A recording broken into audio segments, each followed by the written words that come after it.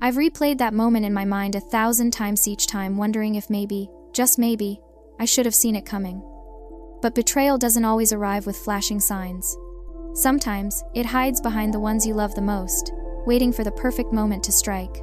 It all started with a dream I had nurtured since childhood. The scholarship was my way out, my golden ticket to a future I had fought for. Late nights of studying, sacrificing weekends, pushing myself to be the best, all of it had led to this.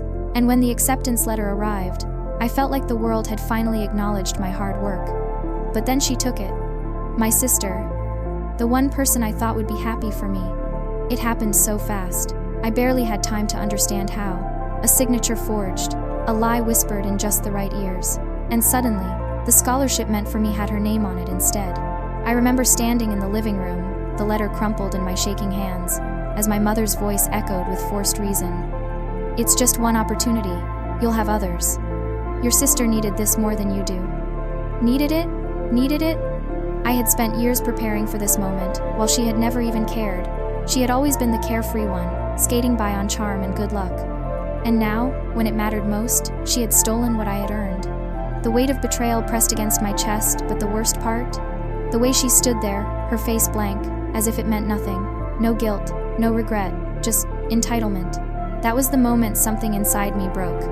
I could have fought harder. I could have screamed, begged, demanded justice, but I didn't. Instead, I watched as she packed her bags, stepping into the future that was supposed to be mine, leaving me behind in the wreckage of stolen dreams. And as she walked out the door, not even sparing me a second glance, I made a silent promise to myself. This wasn't over. Not by a long shot. The house felt emptier after she left. Not physically, me parents still moved around, pretending things were normal, but there was a silence between us that hadn't existed before. A silence thick with unspoken words, with disappointment, with betrayal.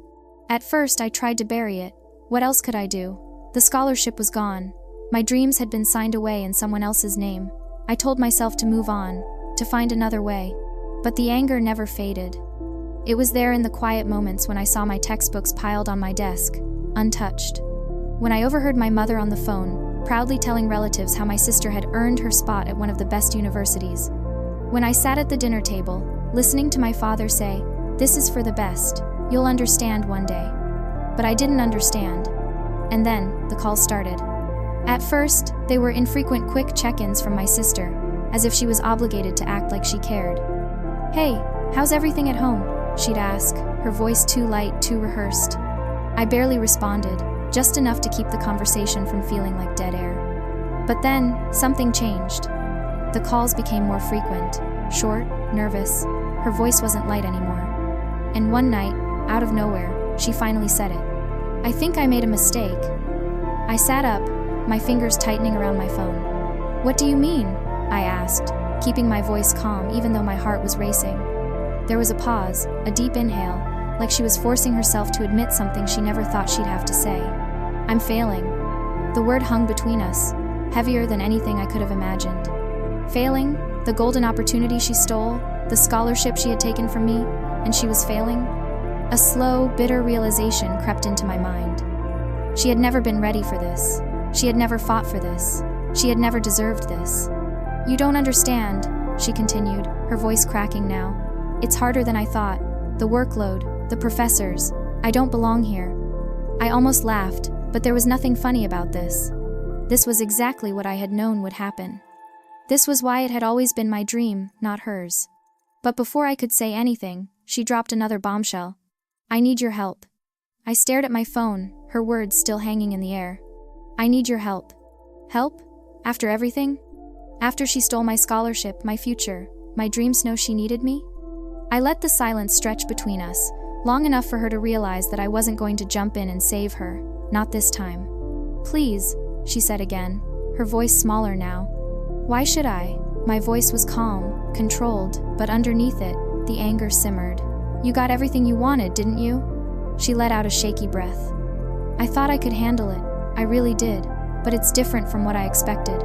Everyone's so smart. The assignments are brutal. The professors don't care if you're struggling. I don't think I can do this." I leaned back in my chair, gripping my phone tighter. "Then why did you take it?" Another silence. I already knew the answer. She had done it because she could. Because she thought she could fake it. Because she believed she'd figure it out along the way. And now, she was drowning. I know I messed up, she admitted, her voice barely above a whisper. But if I fail, Mom and Dad will be so disappointed. Everyone will know I wasn't good enough. I just need you to help me get through this semester. Just until I get the hang of it. I almost laughed at the audacity. Just until she got the hang of it? As if years of hard work and preparation could be borrowed.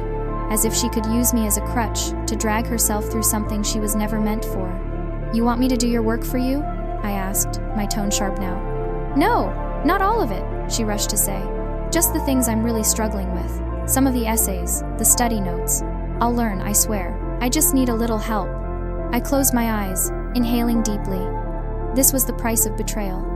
She thought she had won when she took what was mine. But now, she was realizing the truth. Winning wasn't about getting something, it was about earning it. And she hadn't earned a damn thing. You made your choice, I said, my voice steady. Now live with it. I hung up. For the first time since she left, I felt something close to peace. But something told me this wasn't over yet. A bitter laugh escaped me before I could stop it. Figure things out? I repeated, shaking my head. You mean, you want me to do the work for you? There was a long silence on the other end. She didn't deny it. She didn't argue, because we both knew what she was really asking. She had taken my place. Now, she wanted my knowledge, my discipline, my effort, the very things that had gotten me the scholarship in the first place. I just need help, she pleaded. I thought I could do it, but everything is so much harder than I expected. The assignments, the exams, I'm barely keeping up. I clenched my jaw, gripping my phone tighter. You mean you're failing? Yes. That one word hit harder than I thought it would. She had lied, stolen, betrayed me, and now she was watching the life she had stolen fall apart in her hands. A part of me wanted to let her drown in it. She had thrown me aside like I was nothing. Now, she was facing the consequences of what she had done. But another part of Methapart that had spent years pushing myself to succeed, the part that never stopped caring about my family, even when they didn't care about me, felt something else. Regret. Not for her, but for the dream that was being wasted. That scholarship had meant everything to me. It was supposed to be my chance, my future. And now, because of her recklessness, it was about to be nothing. So, what do you want me to do? I asked, my voice hollow. I don't know, she admitted. If I fail, I lose everything. They'll take away my scholarship and I'll have to come back home. Mom and Dad will be so upset. I can't let that happen. Ah, there it was. She wasn't calling because she regretted taking my place. She wasn't calling because she wanted to make things right. She was calling because she didn't want to face the consequences. Because she knew that coming home meant facing me. I took a deep breath, staring at the ceiling as 100 thoughts swirled through my mind. I had two choices. I could say no. I could let her fail, let her return home in disgrace, let her explain to our parents why she had destroyed the one opportunity she had stolen from me. Or, I could fix this. I could do what I always did, step in, clean up her mess, and make sure my dream didn't die in her hands. But at what cost? I closed my eyes, feeling a storm rage inside me. I'll think about it, I said, my voice colder than I expected. And then, without waiting for a response, I hung up. That night, I barely slept. My mind was at war with itself, replaying every choice, every betrayal, every consequence. If I helped her, I wouldn't just be saving her, I would be saving my own dream, the one she had stolen and let slip through her fingers. But if I did this, I wasn't going to be the silent, obedient sister anymore. I was going to take back control. By morning, my decision was made. I called her. She picked up immediately, her voice filled with nervous anticipation. You'll help me? She asked, almost breathless. Yes, I said, my voice firm, but on my terms. What do you mean? I leaned against my desk, staring at the textbooks I had collected over the years, the knowledge that should have been mine to use. You are going to follow everything I say, I continued. No arguments, no excuses. If I tell you to study, you study. If I tell you to rewrite a paper, you do it. I'm not doing your work for you, but I will make sure you don't fail. She hesitated. I could hear it in her silence. She had expected me to just give her the answers, to make things easy. You don't have a choice, I added. Take it or fail. Finally, she exhaled. Okay, I'll do whatever you say. That was all I needed to hear. I started sending her study schedules, rewriting her notes, making her redo assignments until she actually understood them. I forced her to keep up. I pushed her harder than she had ever pushed herself. She resisted at first, complaining, whining, trying to take shortcuts. But I didn't let up. "You stole my future," I reminded her one night when she tried to beg off studying for an exam. "The least you can do is prove you deserved it." Days turned into weeks. For the first time in her life, she was struggling not because she wasn't capable, but because she had never worked for anything the way I had. And slowly, something changed. She started calling less to complain and more to ask for real help. She started staying up late to study, not because I told her to, but because she knew she had to. She was becoming the student she had pretended to be. And for the first time, I saw something in her I never had before. Guilt. One night, after a long study session, she said something that made me pause. "I don't deserve this, do I?" she asked softly. I was silent for a long moment, then I sighed. "No, you don't." She swallowed hard. "But, do you think I can?" I exhaled, staring at the phone. For the first time, I wasn't sure.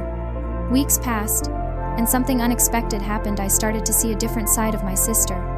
At first, she resisted, whining about the workload, about the late nights, about how, "This isn't fair." But slowly, the complaints faded, the excuses stopped. Instead of fighting me, she started fighting for herself. She was studying harder than she ever had before. She was pushing herself, not because I forced her to, but because she knew what was at stake. And for the first time, I saw it in her eyes: fear. Fear that she had wasted what she stole. Fear that she might not be able to fix it. And deep down, fear that she had hurt me in ways she couldn't take back. One night, after a particularly brutal study session, she called me. "I think I'm going to pass," she said quietly. I leaned back in my chair, staring at the ceiling. "Good." Silence. Then, softly, she whispered, "I'm sorry." It was the first time she had ever admitted it. I let the words sit between us, unsure how I felt about them. "I don't know if you'll ever forgive me," she continued.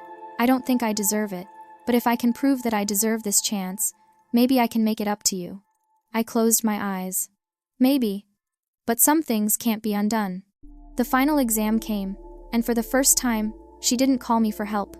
She walked into that exam hall alone. And when she walked out, she didn't have to tell me how it went. I already knew. She had done it. Not because she had taken my place, but because, for the first time, she had earned it. The semester ended, and she returned home for the holidays. When I saw her, she looked different, not just exhausted, but changed. She pulled me aside that night, away from our parents, away from the expectations. "I know I can never give you back what I took," she said, her voice barely above a whisper. "But I want you to know that I wouldn't have made it without you. And I want to make things right." I crossed my arms, studying her. "And how do you plan to do that?" She swallowed hard. "I talked to my advisor. There's a way to transfer the scholarship back to you." My breath caught. "What?" "It won't be easy," she admitted. "But I don't deserve this. You do. You always did." For a long moment, I didn't say anything. I had spent so long being angry, so long waiting for her to fail. But now, here she was, choosing to do what was right. Not because she was forced to. Not because she was scared. But because she finally understood what she had stolen. And she was willing to give it back. For the first time since this all began, I felt something unexpected. Relief. I stared at her, my mind racing. She was offering me back my dream, the one she had stolen, the one I had fought for. For so long, I had imagined this moment there standing before me, admitting she was wrong, handing back what was mine. But now that it was here, it didn't feel the way I thought it would. "You'd really do that?" I asked cautiously. She nodded. "Yes. I already started the process. I just need you to say yes." I exhaled slowly, letting the weight of her words settle over me. I had spent months teaching her, forcing her to work for something she never deserved, watching as she grew into someone I barely recognized, someone better. And now, she was handing it back. I should have been thrilled. But instead, I hesitated. Because something had changed in me too. This entire experience had shaped me, tested me in ways I never expected. It had forced me to fight for myself in ways I never had before. And as much as I wanted that scholarship, I realized I didn't need it anymore. Not like I once did. I had already proven myself. I wasn't the girl who had been robbed of her future anymore. I was the girl who had rebuilt herself from the ground up. I took a deep breath, meeting her eyes. Number. Her mouth parted in shock. What? I'm not taking it back, I said firmly.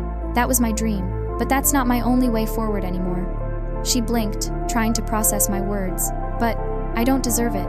Maybe you didn't, I admitted. But you do now. You worked for it. You earned it. Keep it. Her breath hitched, and for the first time I saw tears in her eyes. I don't know how to make this up to you. I gave her a small, tired smile. Then don't waste it. She nodded, swallowing back her emotions. I won't. And in that moment, I finally let go of the anger, the betrayal, the bitterness that had weighed me down for so long. Because I had won not by getting back what was stolen, but by proving I didn't need to. My future wasn't tied to a single scholarship. It was tied to me. And I was finally choosing myself,